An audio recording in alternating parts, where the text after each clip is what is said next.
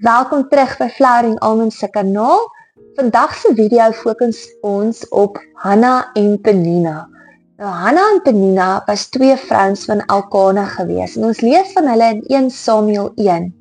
Dit is 'n verskriklike interessante, spesiale en 'n hartseer tog 'n blymoedige storie, een wat ek mal is om te lees. Nou ja, so Elkana was 'n Joodse man gewees wat die Here liefgehad het. Hy het getrou elke jaar tempel toe gaan en sy gesin saamgevat. Ons kan aflei dat hy eers met Hannah getroud was, wat in die Joodse tradisies het dit so gewerk dat indien 'n vrou onvrugbaar is, na 10 jaar word daar dan vir die man geleentheid gegee om 'n tweede vrou te vat. So hy dan met Penina ook getrou.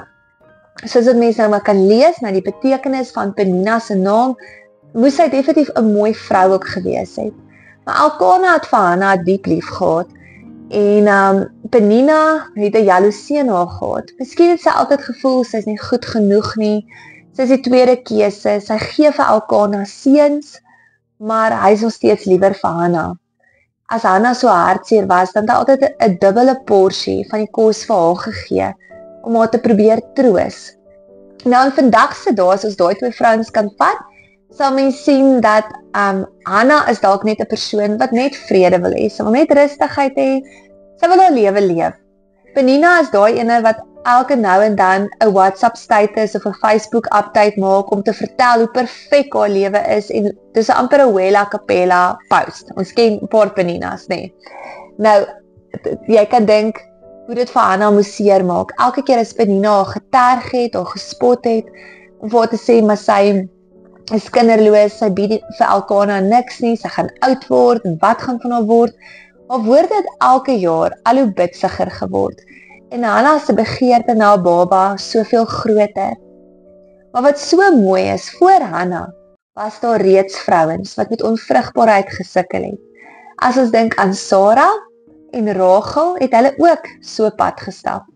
En ek kan my net indink hoe Hannah met haar hele hart geglo het, dat as die Here kon deurkom vir Sarah en vir Rachel, kan hy vir haar ook deurkom. Nou julle so, is hulle weer by 'n hittefees, en Hannah gaan toe na die tempel toe, en sy gaan bid.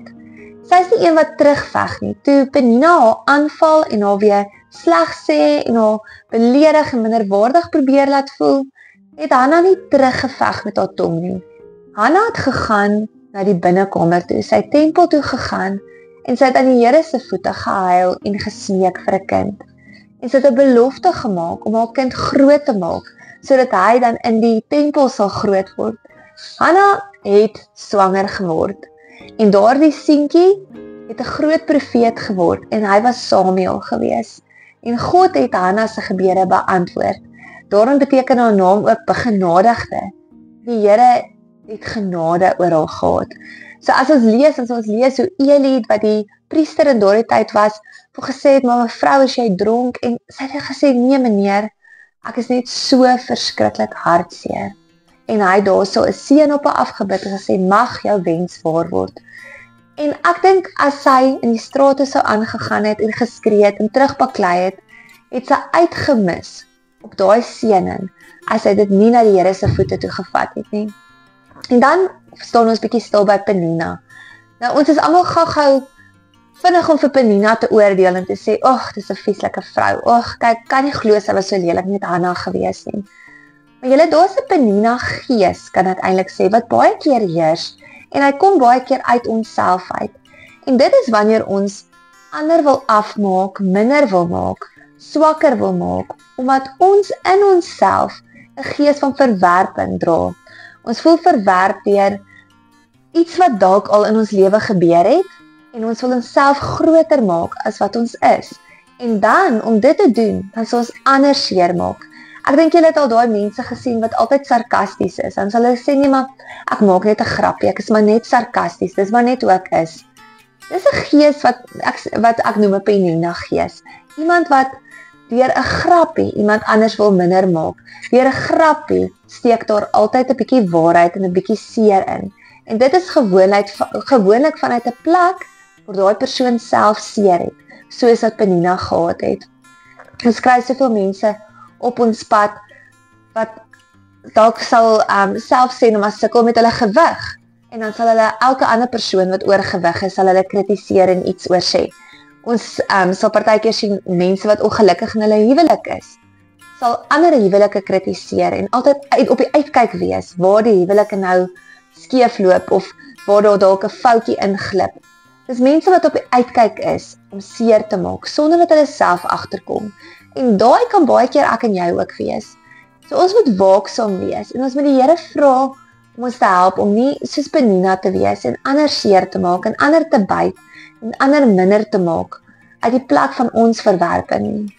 Kom ons wees soos Hanna. Hanna het na die Here toe gegaan met haar seer. So as jy vandag seer het, as jy teleurstellings het, soos wat Hanna gehad het, nie terugveg nie. Moenie met woorde probeer veg nie.